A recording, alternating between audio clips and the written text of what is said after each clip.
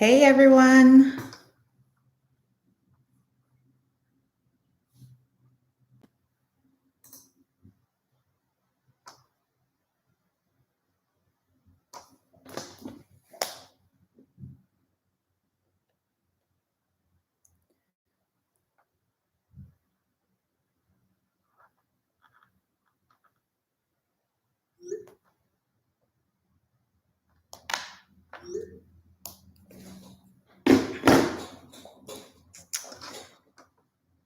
Hey y'all. It is 7:59 and we have 4 people. Oh, we have 5 people now. So I'm just going to give it like another minute before we get started. Well, actually now we have 3. So we have to just wait until we get 5 people and then we'll get started, okay? And the live chat is open, so make sure to say hi because I can't see who's in the chat at all. Not in the chat. I can't see who's in the live unless you chat with me. That's the only way I know you're here.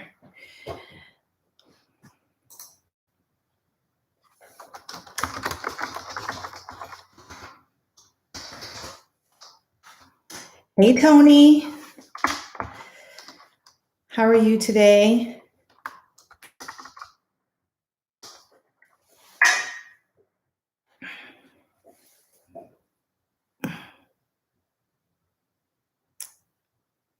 I hope everyone had a good day. All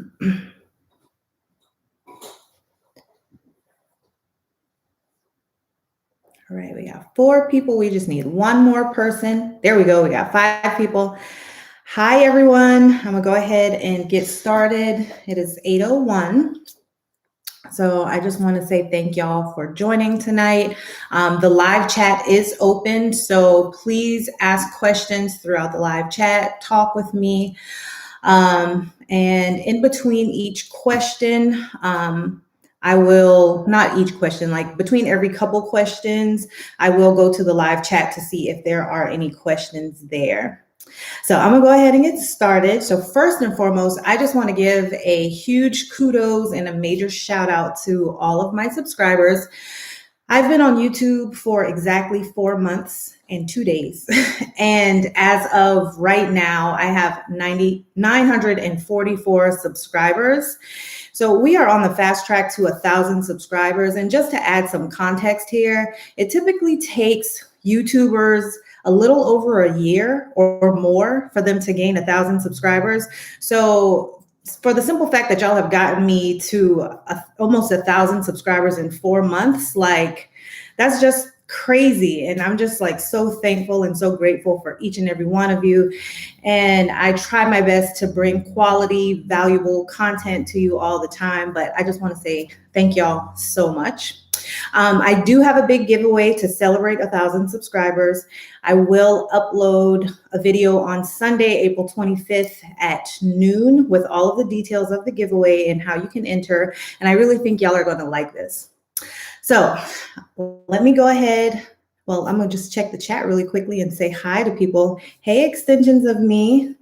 Thank you for subscribing. Hey, Courtney.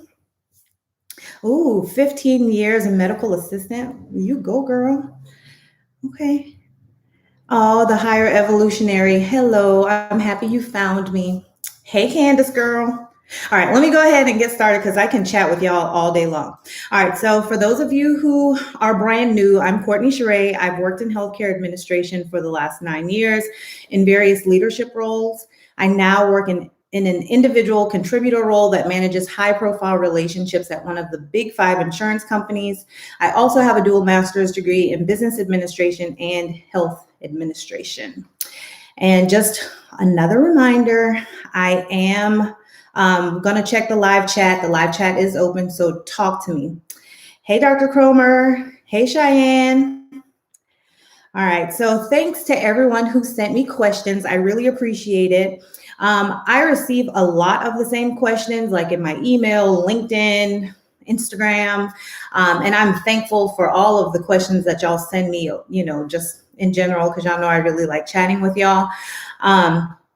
So I just compiled them because a lot of them are redundant. So I'm not going to necessarily like shout out anyone for the specific questions because again, a lot of these questions are redundant. Okay. So I want to start off with this question right here. And it's actually two questions. So I get this a lot. People ask me what career in healthcare administration is best for me, or they will ask what certifications do I need to work in healthcare administration? And I always ask back, like I always respond with, what healthcare administration field are you interested in? And the typical response is, I want to be a director, I want to be a hospital executive, or I want to be a manager.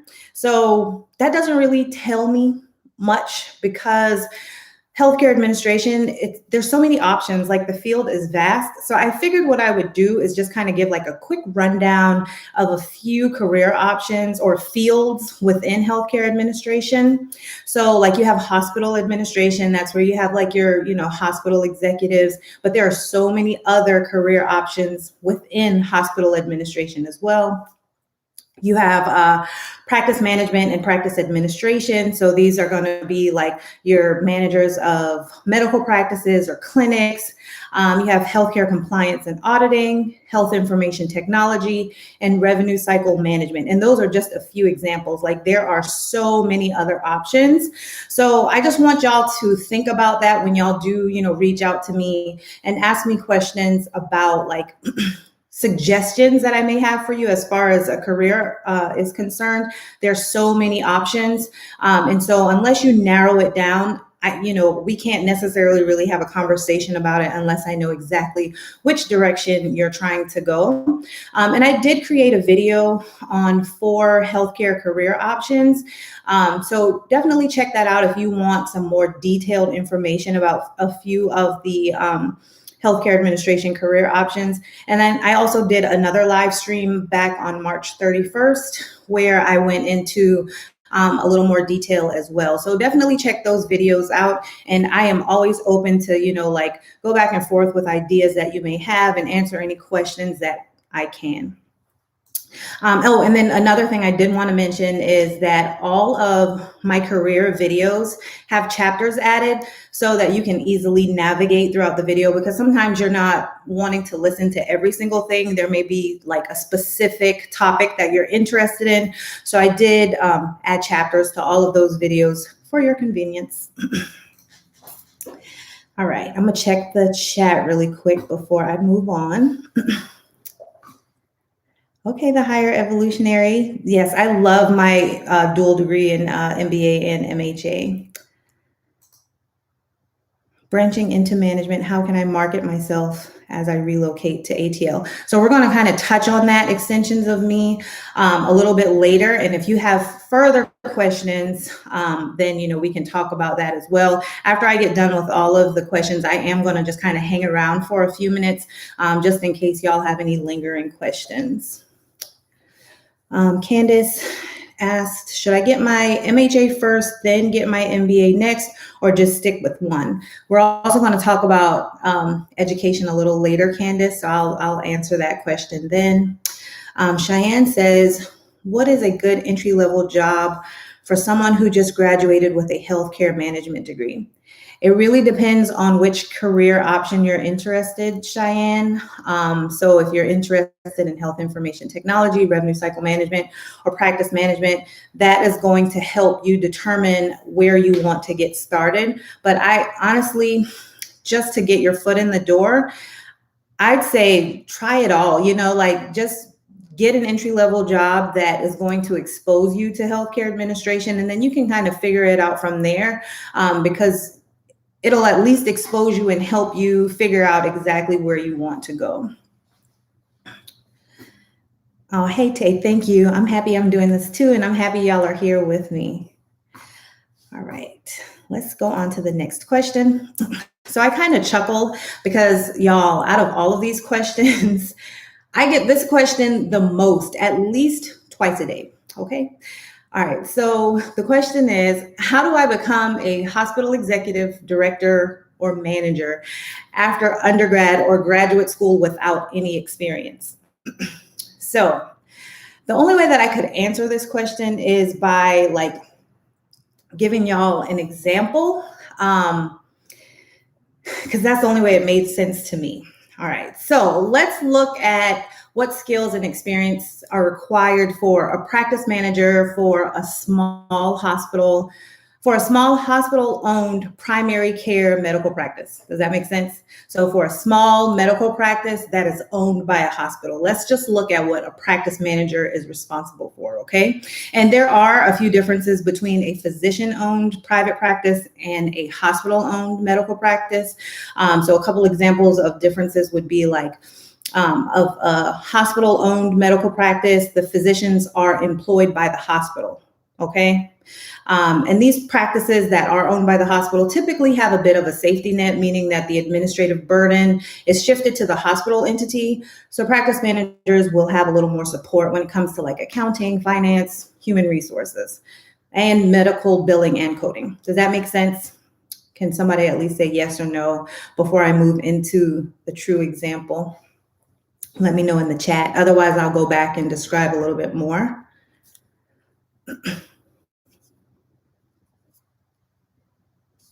Somebody, anybody? Yes. Okay, perfect. Okay, so let's take a very broad look at the responsibilities of a hospital-owned medical practice manager, okay? So they're responsible for human resources, hiring, firing, disciplinary authority, performance appraisals. They oversee the medical billing. They're not as in depth with it, but they still have to oversee it and communicate with the hospital's medical billing and coding department. They ensure scheduling efficiency, and this is for the provider's schedule. They do auditing of medical records, compliance and regulatory. So if there are any violations, they have to investigate, resolve, and appropriately document the incident. They have to optimize physician productivity, patient satisfaction, oversight of clean claims being filed, ensure the integrity of payer reimbursements, inventory control, and so on and so forth. So imagine you are straight out of college or graduate school without any experience. Do you think you would be prepared to fulfill the responsibilities that I just listed out? And I'm not saying that it can't happen, because I honestly feel like all of my subscribers, I don't know about everybody else's subscribers, but all of my subscribers are like fully competent, confident, and bright, and will all be great future leaders, right? But I just want you to think about all of the responsibilities that you would have straight out of school without any prior experience or knowledge of how even the revenue cycle process works, or how just the medical practice operates in itself.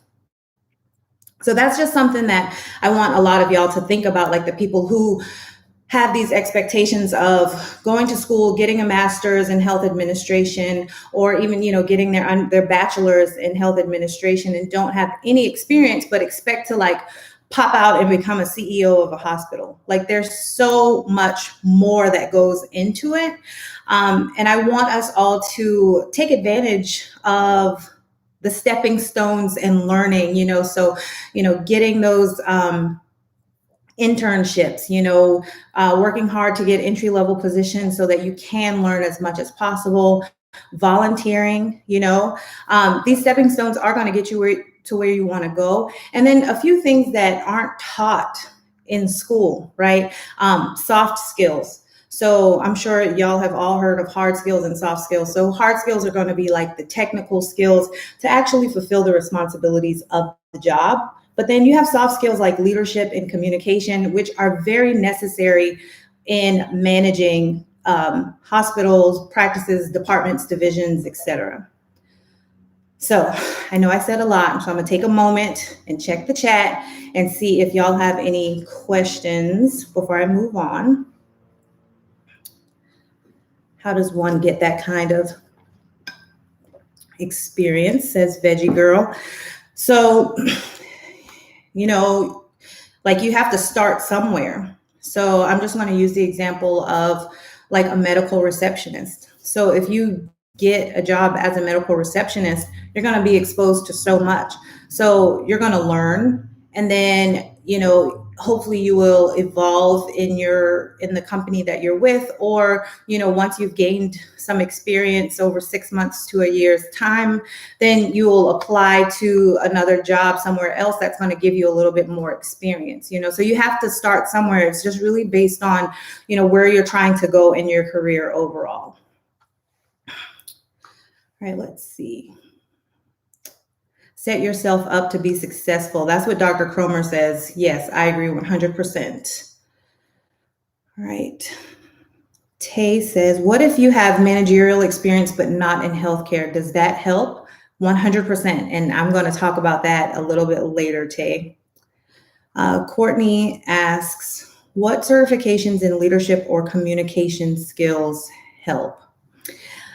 I'm not exactly sure if there are any like leadership certifications or communication certifications. Yeah, I'm not exactly sure about that, Courtney. I'll have to look into that and get back to you on that one. Veggie Girl says, front office jobs are hard to get for undergraduate students who only have fast food experience.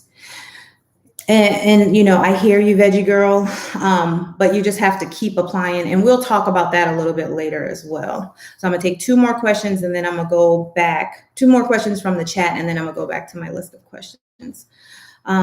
Hey, Maritza. Maritza says, how do we set ourselves up for success?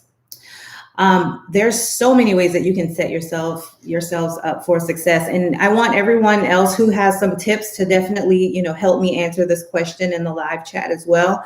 So networking is huge. I 100% believe in, networking, reaching out to people on LinkedIn, reaching out to people on Instagram, Facebook, YouTube, and just tapping into them, but be respectful of their time, So I think, like trying to network, trying to meet people, trying to like get some job shadowing experience, volunteering is good. Reading is huge. Like, I think the more you know, the more you grow. So if there's an area that like leadership, for example, there are so many leadership books out there. Read, and that's going to help you like set yourself up for success.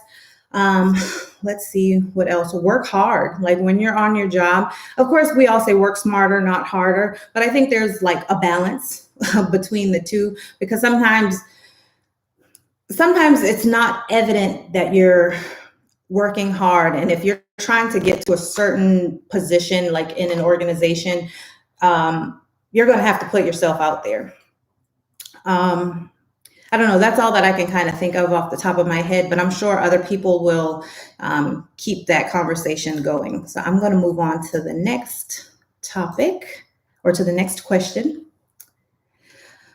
So question number 3 is, how do you get your foot in the door without any experience, or go from undergrad or graduate school without any experience? And that's kind of, what Veggie Girl was asking as well. So one of the things is like, you want to definitely leverage your transferable skills, okay? Things that you've done in your current job, or if you are a college student, tap into applicable courses that you've taken, and then apply what you've learned to the job requirements, okay? So like, I 100% believe that you need to tailor your resume to every single job that you apply for. And yes, it is time consuming, but if you want the job, you can't just take like some generic resume and then just blast it out to 100 jobs. The chances of you getting selected for an interview are very slim to none, okay? Like when you are applying for a job, like I want you to take it really seriously. Like this is something that you're expecting to get paid for. And if you want a career in that specific field, you're going to have to take the time out and work on your resume and make sure that you're hitting all of the relevant and valid points to show that you are the best candidate for that position, just to be called in for the interview. And an example quickly, I didn't have any healthcare experience when I started in this field. However, I had accounting, human resources, a lot of data analysis and business operations experience. And so I used my experience and I leveraged my transferable skills to get the job. So someone asked about like if you've had management experience or other experience, but not in healthcare, what do? You leverage your transferable skills. Like 100%. So what I did was I just, like my ability to run a business and run the organization is what I sold myself on in the interview.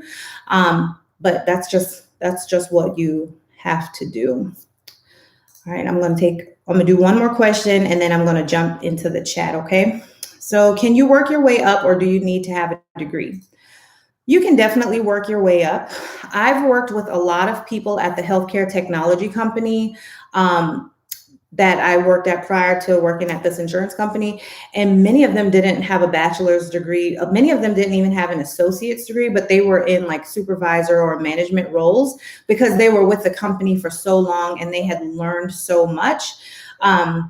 Like they just had a lot of experience. And so I believe in certain situations, experience trumps education.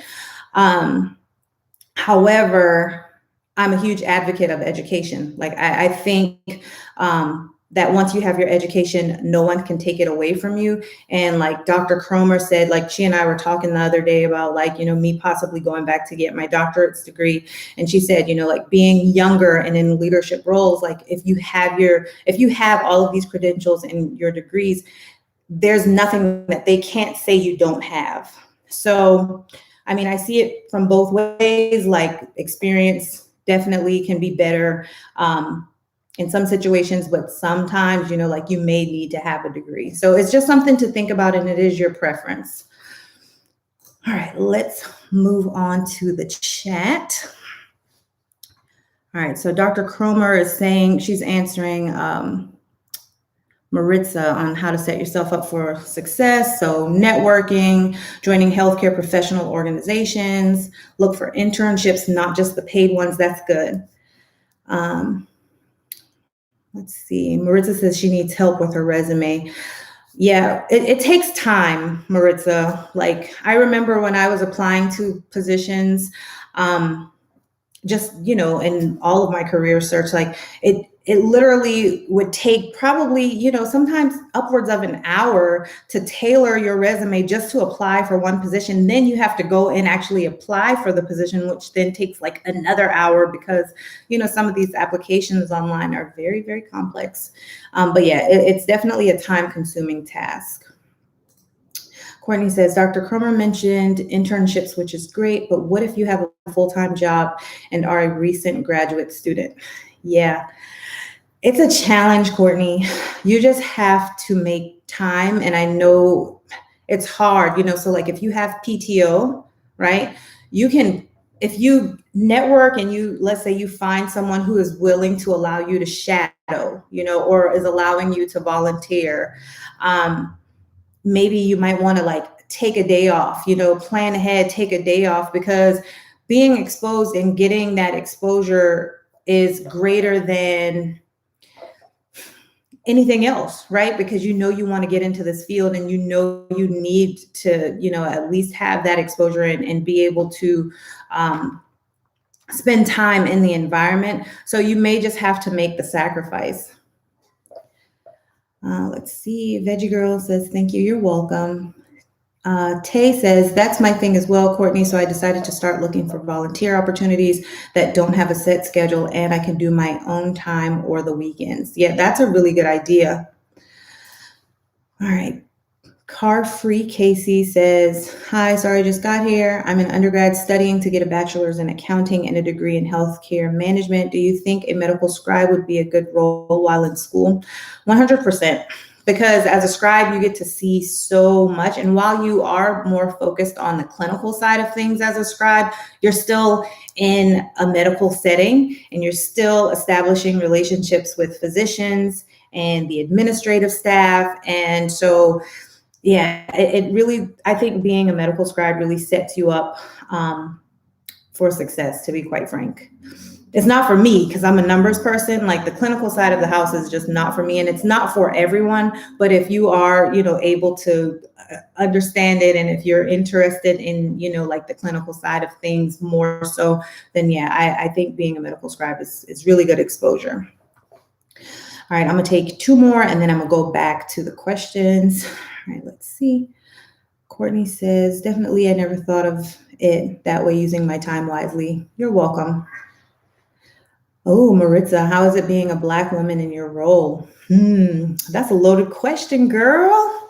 Let's talk about that later. Let me get back to these questions. So where did I leave off? Oh, the importance of accreditation. Y'all, so many of y'all ask me about accreditation.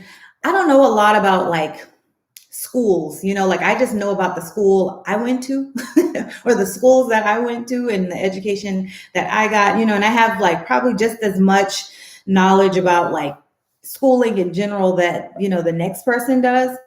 So as far as accreditation is concerned, I don't really know a lot about it. I just know that it means an outside authority ensures the program meets the high standards of quality for, education, but I'm not exactly sure. So my answer to this question that I get so very often is to just determine which field you're interested in and see if there is a preference of an accreditation body of that specific field.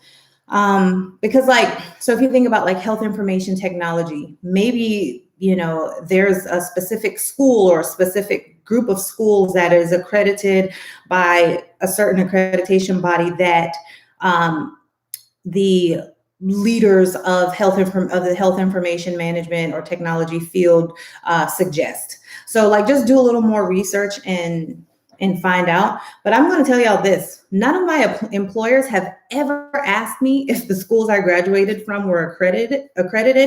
Like my master's degree came from a lesser known school that is accredited by AACSB. And the only reason why I know that is because I Googled it before this live event, just so I could know. But I did a little bit of research whenever I was trying to choose which graduate school that I wanted to go to. And I chose Webster University because the curriculum for the Master's in Health Administration program was almost identical to the Medical University of South Carolina, which is a very well-known and well-respected school here in Charleston, South Carolina. And the curriculum for their MBA program was similar to that of the College of Charleston, which is a well-known school here in South Carolina. And it's also where I got my undergraduate degree from. So I guess like if I was younger, whenever I pursued my master's degree, I probably would have wanted to go to like a very well-known graduate school that had like the highest level of accreditation. But because, I was a little older and I was non-traditional, I don't know if it really mattered for me. And I had a lot of experience. So I think for those of you who are asking me the importance of accreditation, definitely, determine which field you're interested in, do some research, see if there are any preferred bodies of accreditation that field not requires, but suggests. And then also talk to your advisor at school. They may be able to help you as well. I'm going to take one more question here and then I'm going to go to the chat. So another question that I get a lot is, which degree is best for me? Should I get an MHA or an MBA or both? I feel like I'm not super helpful again, because I don't know which degree is going to be helpful for you. It really depends on what your career goals are. Like I can't tell you which degree is going to be best for you. Again, like I got my master's degrees when I was like in my late 20s or early 30s. I don't remember. So I was a bit older, when I got my master's degree. And the reason why I went to get my master's degrees was because I was young compared to a lot of my counterparts in like leadership and management roles. So I knew that I needed a competitive advantage. So just, getting those degrees definitely like helped me stand out amongst the crowd of like, the people who who had like, 15 or 20 years of management experience compared to my 5 years of management experience. So I was extremely strategic, and I knew exactly which degrees I wanted to get because of what my plans were. So I think you really have to research and figure out exactly what your career goals are and what your plans are. And that's going to help you determine if you need a master's in business or a master's in health, or if you even need a master's degree at all, because sometimes you may not even need a master's degree. Okay, so I'm going to go over to the chat. So let's see. I'm trying to scroll up here. Here we go. Let's go back to that loaded question. Well, I'm going to go to the question after that one. And Maritza, please don't let me end this live without, getting back to that question, okay? All right, let's see. The higher evolutionary, is talking back to Car Free, and she says, I started off as a medical scribe in college, and it has opened so many doors for me. Yeah. Tay, Maritza asked her the same question and thought I would be the only one. All right, someone just mentioned scribe, but pays basically the same as working for the university in work study. Let's see, Candace. I'm currently a patient care advocate, a care receptionist girl, but it's a start. Yes, it's definitely a start. And seriously, Candace, like you're gonna, I'm sure you encounter so many people. Like you're the first person that people typically talk to and people see usually, so take advantage of that. Please take advantage of that. Maritza says, I know I need to be prepared. Veggie Girl says, what type of math is involved in account management? What does a typical day look like? It really depends on the type of account management that you're doing. So whenever I was a revenue cycle manager, which is also an account manager, but my focus was revenue cycle management, I spent a lot of time, I don't know if it's like a specific type of math, but like a lot of data analysis, goes into it. And then my current role now, I don't do as much data analysis. It's more like relationship building and just understanding the Medicare Advantage and the Medicare regulations. So it really just it determines the type of account management that you're doing, because in every single field in healthcare administration, there's definitely some type of account management. So it really just depends on the field that you're in. Car Free Casey says, Candace, I have applied for those roles, but I'm underqualified. I have lots of customer service experience and finance experience, but I can't get my foot in the door with that. Keep applying and just remember to tailor your resume. Dr. Cromer says, that's a loaded question. Yes, it is a loaded question. Okay, and Dr. Cromer is also saying that accreditation is important.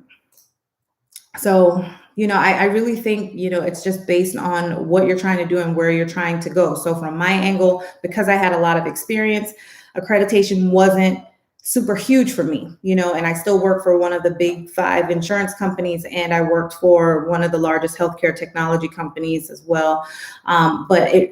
And I'm older, so if I was like 23, then it probably would be a much bigger deal. But maybe in a later session, we can get Dr. Cromer, not putting you on the spot, Dr. Cromer, but to talk a little bit more about accreditation. I think that would be good. For all of you who would be interested in Dr. Cromer talking to us on camera, please leave a chat message saying yes for Dr. Cromer. All right, and let's see, maybe we can persuade her to get on this live with us and answer some of these questions in the future. All right, let's see. Are there lots of employment opportunities for health administration? Yes, there are tons of opportunities. I feel as a Black woman, it's more pressure on us. We always have to. Yes, for Dr. Cromer. Sorry, like my screen just kind of like popped up. All I hope this does not ruin our friendship, Dr. Cromer. I will be texting you after this live to see, just to check the temperature on where we stand as friends, okay? All right, let's see. All right, Candace, I've been in managed care, but my exposure working in a cardiology lab as a scribe has led me to be in healthcare analytics. Now, I never knew I would go as far as I have back then. That is awesome. That is awesome. Yeah, being a scribe, like you're exposed to a lot. Do you think in-person MHA programs are more beneficial, or do you think online would still be useful? I'm not sure, Carfree. I did in-person schooling. Like I just learned better in person, and I'm a people person. I like talking and being friendly. So being like actually in school and sitting down at a desk and having a professor in front of me is always more beneficial to me. And I ask a lot of questions, and I need my answers like in real time. So I think that's like a personal preference. All right, I'm gonna take 2 more of these and then I'm gonna get back to the last few questions. The higher evolutionary says, Maritza, it's possibly more pressure for us Black men. I would love to hear your perspective on that, the higher evolutionary. Please expound on that in the chat. Healthcare administration is such a broad and expanding profession. Do you have any advice on healthcare consulting? It really depends on which field you're trying to do healthcare consulting. You can do revenue cycle management, you can do compliance, you can do, like just practice management consultant. Like there's so many different options. So if you tell me exactly like which field you're interested in, then, maybe we can have, a little bit more deeper conversation about that. Okay, I am going to back to the questions list and then I'll get back to the chat, okay? All right, and this is actually the last question that I have, so we can just spend time in the chat after this. So this last question says, how can you stay motivated when you're feeling discouraged or not good enough? So to all of you, first and foremost, you are better than good enough, okay? Job hunting is just a pain in the ass for everybody. Like, I don't care how experienced you are or how connected you are. Like, job hunting is terrible and it's stressful, and you feel like if you're not getting any callbacks or interviews, like you start really feeling like it's something that you're doing wrong or you're not smart enough, or, like you start like thinking it's you. But remember, this field is very, very competitive. Like there are so many people trying to get the same job that you're getting or that you're trying to get. So you just have to figure out a way to stand out, and then in my last live, we talked about like how a lot of these companies are using the applicant tracking system to help them find applicants. So this is why I tell you that you have to tailor your resume to every single job that you apply for, because there are going to be certain words that's in that job description that applicant tracking system is going to be programmed to pick out. And if you're just sending a general resume out to all of these different companies, there's a possibility that those specific words that you may have, like all of that experience, if you don't have those words in your resume, then that applicant tracking system may not pick out your resume, but just because of like a few simple words.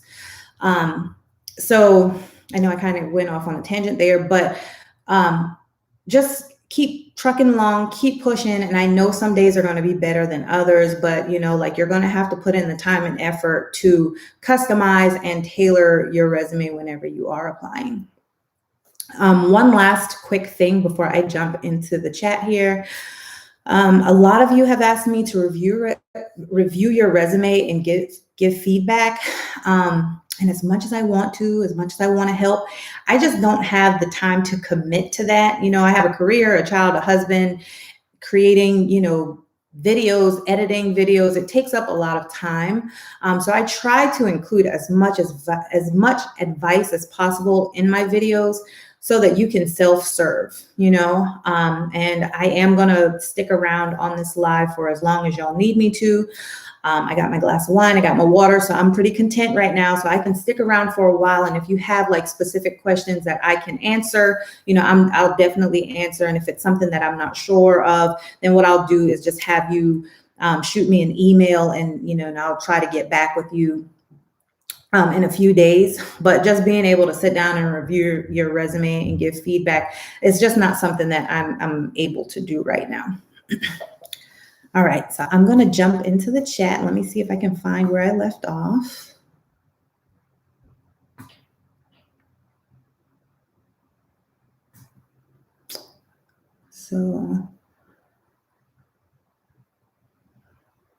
Okay, so Car-Free Casey says, Maritza, I'm white and I think you're right. I think it's harder for women of color, partially because we're women, but then you add race to the mix and they hold you to a high standard. Yeah, so I'll go ahead and address that question really quickly, Maritza. So I just think as a woman of color, a Black woman in general is challenging. But then you put yourself into an environment where you're the only person of color in the room, filled with men who are Caucasian. And, sometimes there's like women sprinkled in there. And a lot of times, like, I would be the youngest person in the room, so like you have all of these things against you. You're young, you're Black, and you're a woman, right? You just have to know your stuff 10 times more than anyone else. And you have to establish your credibility, and you have to know that you deserve to be at the table just as much as the guy sitting next to you who doesn't look anything like you. And one thing that I've learned over time is that acknowledging the fact that you are a woman and that you are, a woman of color, a Black woman, is important, because a lot of times people will try to say, especially in the work environment, because it's safe, they would say things like, oh, I don't see color. But when you say like, oh, I don't see color, like I just know you're a hard worker, that is an insult, because everything about my Blackness makes me who I am, and it brings diversity to the table, and it brings a different perspective. And I think that is why a lot of times, like, Black women, like, we're able to excel in a lot of these leadership roles because our perspective is so different. Our life experiences are different. Therefore, we're bringing, like, we just think differently and we handle things differently. And while it could be a challenge, being a Black person or a Black woman, I think it also has its advantages. So I hope I answered that question. Let's see. What's next? Courtney says, Carefree, I'm the same. I have a lot of customer service on my resume, but no healthcare experience. I'm also in banking and looking to branch out of the call center life, and it's been rough. Yeah. So, I mean, it kind of goes back to what I was saying about, like, definitely just tailoring your resume for each of those jobs that you're applying for. I think Carfree is talking to Courtney Pryor. She says, girl, I feel you. I was just getting my bachelor's in accounting, but kept getting shut down because I worked in finance for 12 plus years. So I added on healthcare management. And Carfree, I mean, y'all also remember, so like these healthcare businesses, like hospitals, practices, they also have finance departments. They have accounting departments, so like, just think outside of the box. Like, while you may want to get directly into practice management or revenue cycle management, your foot in the door may be in the finance department at the hospital. So, like, don't discount that, okay? And then also, if you have a lot of finance experience, revenue cycle management, I mean, a lot of that, those two fields like go hand in hand. So maybe, look into that if you're interested in revenue cycle management, Carfree. All right, Maritza says, thank you, Dwight and Carfree. Julian says, I'm starting my degree in health administration. What advice have for the right types of internships I should be looking for? Julian, it really depends on which field you're interested in healthcare administration. But, I highly suggest, like if you know that you're just interested in the field overall and you don't know exactly which field you're interested in going into, I would just, apply to internships and get exposed, because then that'll help you figure out exactly, where you want to go. Like, let's say you get an internship at like a healthcare technology company. Then you'll know like if healthcare technology is something that you're interested in, or if you want to get into the clinical side of things, Um, Carfree says, I'm 36 and trying to transition to a different field. Okay. So in healthcare administration, Carfree, but like what specifically are you interested in? Elizabeth says, hey, Elizabeth. And then the higher evolutionary says, yes for Dr. Cromer. I got 3 yeses for Dr. Cromer. So maybe we might see her on the next live, guys.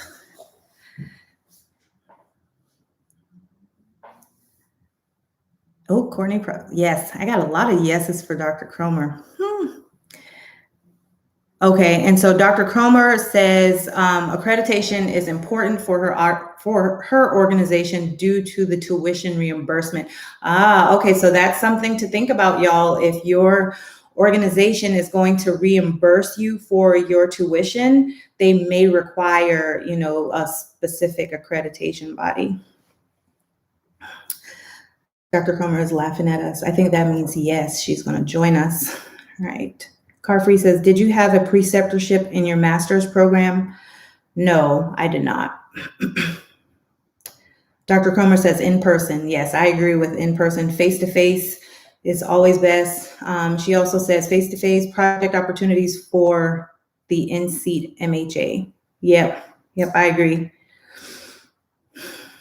Carfree, Dr. Cromer, I think I'll take both of your advice. I'm looking at programs with preceptorships. I definitely want that as part of the experience.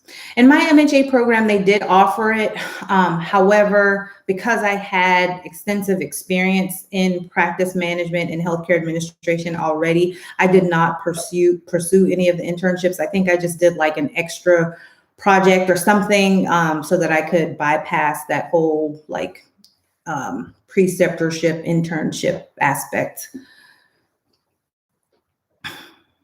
See, Julian says, I've always felt like clinical healthcare was my calling, but I find myself moving towards the administration side of things. How do I convince myself that administration will be just as fulfilling? I don't know how you can convince yourself, Julian. For me, I love numbers. Like I love analyzing data, and on the healthcare administration side of things, I get to do that. Like I get to see how, the data impacts everything pretty much. Like I don't want to bore y'all with it, but that's why I love healthcare administration. The clinical side of things it's just not for me. So I think you just have to weigh out like what you enjoy most, and then figure out from there if you want to go on the administration side or the clinical side. What if you worked in process improvement? You might get a mix of clinical and administration. That's true. Yep. Veggie Girl says, I tried applying to a few scribe positions, but I haven't heard from them. I think it's because I have 5 years of fast food experience. Veggie Girl, do you have, are you in school? Do you have a degree yet, or are you pursuing a degree? You might have said that already, but I'm sorry if I forgot. Carfree says, have you checked out Scribe America? They don't seem to require any experience and are often for college students. Yes, I agree with that 100%. The Scribe company that I worked with when I was in practice management for a little while, I can't remember the name of it, but they did source me with scribes. And one of the requirements that I had at the time was that I wanted them to have like a biology background or like pre-med, because I just needed them to understand the clinical aspects of healthcare. just because of, what we were doing. And I figured it would be easier to train them. But there are several scribes who, don't necessarily have like undergrad and like pre-med or biology background. So the higher evolutionary, I can be in a full suit and people still interact with me as if I'm going to rob them. Despite my role and expertise, I first have to work to prove I'm not a threat, let alone fully competent and skilled. Oh, 100%. Like I can definitely relate to that. Yeah. And and maybe this is a separate conversation, but I wonder how we get past that. Like I don't know what the answer is, because I think there's a problem with people. I don't necessarily think I don't necessarily know. That I think that's a separate conversation. I'm trying to choose my words wisely. So just FYI. That's why I'm struggling with words over here. All right. Oh man, I hope I didn't miss my question that I emailed. Tay, what was your question? Candace says, I just found out that Norfolk State, which is an HBCU, has an online health administration master's program. That's great. So like if you're interested in like an online education, then definitely go for it. Ooh, Tony says, I attend Norfolk State University, such a small world. Where are we?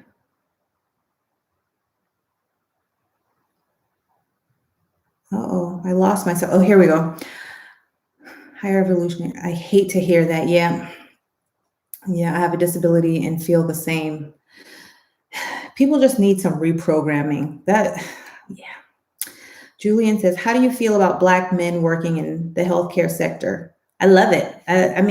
Listen, when I walk into a room, well, I ain't really walking into many rooms right now because of the pandemic, but when I walk into a Zoom call or a Teams meeting and I see a diverse set of people there, like I literally get excited. Like if my camera isn't turned on, sometimes I do like a little happy dance, I may clap. I think it's great to see Black men working in the healthcare sector, especially in leadership. Let's see, Maritza, thank you. Tay, well said. Veggie Girl, she's going to check out Scribe America. Daisy Martinez says, hey girl, Daisy. I'm very interested in the healthcare administration for pediatrics. I'm currently a nanny and have started college to become a cardiac sonographer. I would really love to climb. Well, it sounds like you've already started. You took the first step. So good luck to you. All right, Courtney says, amen. I never thought of it that way either. I've seen a few reimbursement specialist positions and billing positions, but haven't had luck. Hopefully when I tailor the resume, it will help. Yeah, hopefully it will. And I'm sending you all of the positive vibes and all of the blessings. And I do hope that you find an opportunity that is perfect for you. Maritza says, how did you know you wanted to be in the healthcare field and at what age did you start? Maritza, I did not know that I wanted to be in the healthcare field. I was actually offered a position, well, not offered, but offered an interview in this field. And it was by someone who I trusted, and I looked at them as my mentor, and I knew that they wouldn't lead me down the wrong path. And they said, I think you'll be great at this, so please go interview. And that's how I got into the field. And I do plan on doing a video on my career journey, just to give a little more background, because I do get that question a lot as well. Carfree KC says, I think I want to work in process improvement. I love analyzing processes to find out more efficient ways to do things or ways to change outcomes. Well, then process improvement would be for you, girl. Hallie says, what are the options in healthcare administration? There are so many options, Hallie. Definitely check out my video on 4 career options in healthcare administration. And then also check out the live stream that I did on March 31st. And that goes over some entry-level positions as well as some healthcare administration career fields as well. All right. Ooh, Tay says, she has a video talking about that. I think Maritza, all the videos are great. Oh, thank you, Tay. Laura G. I've worked as a medical assistant for the last 8 years, and I'm interested in a degree in healthcare administration. What avenues can I go once I get my bachelor's? Laura, I'm not quite, can you explain a little bit more? Let me read it again. Working medical assistant, interested in a degree in healthcare administration. What avenues can I go into once I get my bachelor's? Like, meaning what career fields? There are a lot of options. So definitely check out the video that I was just telling Hallie about, the 4 healthcare administration career options, as well as the live stream that I did a couple weeks ago. Let's see, Dr. Cromer says, same here, Courtney. I didn't take advantage of internships due to experience I already had. Yeah. Matthew says, hello, I'm a recent master's student in public health and healthcare management, currently working temporarily for the state of Minnesota, but am looking to work in the management field. What can be done? So it really depends on exactly where you want to go in healthcare administration, Matthew. Do you have an idea of like what field you might be more interested in?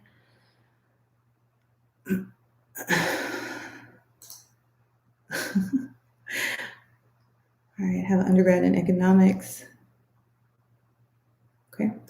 Veggie Girl, I'm an undergraduate student. I'm working on my bachelor's in health science, but I plan on switching to health administration. Why are you going to change? Just curious, Veggie Girl. I mean, it's really none of my business, but why would you change from a bachelor's degree in health science to health administration? Just curious. Dr. Cromer says, my fiance works in healthcare and he's a Black man. He works in systems education. Maybe you can convince him to come on and give his experience too. Oh, that would be great. I'm gonna text you, Dr. Cromer, as soon as we get done here, okay? So maybe we could get, both of y'all here. And I think everyone would love that. All right, I asked you in any healthcare orgs and how you feel about doing a health administration fellowship. Oh, I asked, were you in any healthcare organizations and how you feel about doing a healthcare administration fellowship? I think fellowships are great. I feel like sometimes fellowships catapult you into like the leadership fast track. And Dr. Cromer, let me know what your thoughts are on fellowships. And then let's see, the other question is, was I in any healthcare organizations? Yeah, I was a member of the Medical Group Management Association for several years, but I'm no longer a member. I need to reinstate my membership. All right, I'm gonna take, let's see what time it is. It's 8:56. All right, I'm gonna stay on for another 5 to 10 minutes, okay, y'all? So make sure you get your questions in if you have any more questions. Julian says, I just feel like working with your counterparts can really help to build a strong foundation for both of you to benefit from.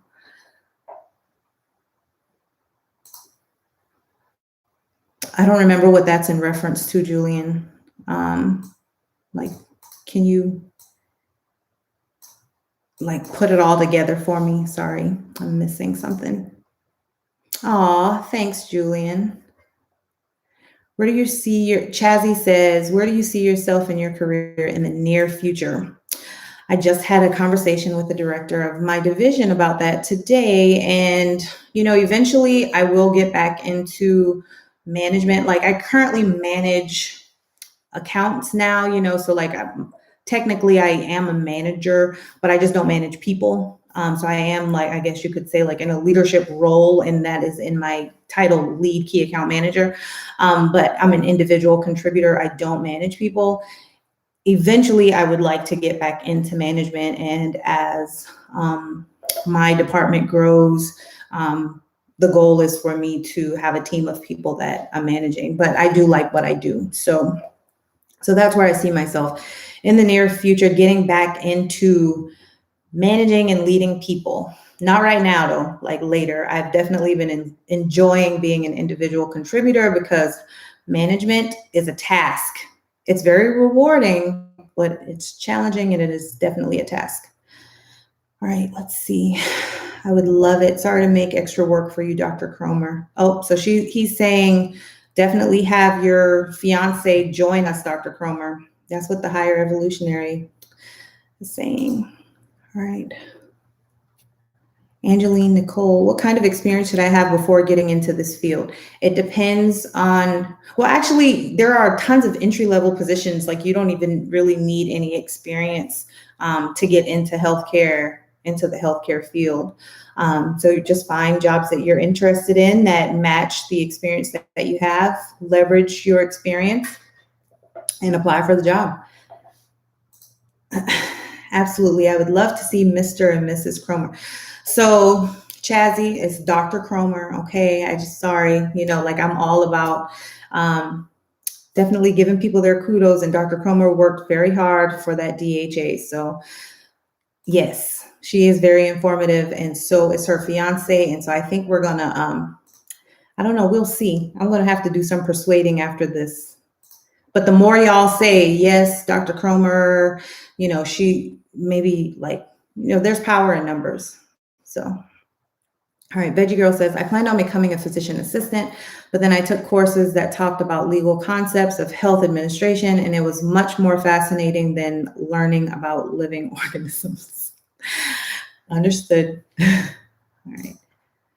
Matthew says, I plan on becoming a nursing home administrator, but if not, I'm willing to have my options open in other sectors. Any advice on that?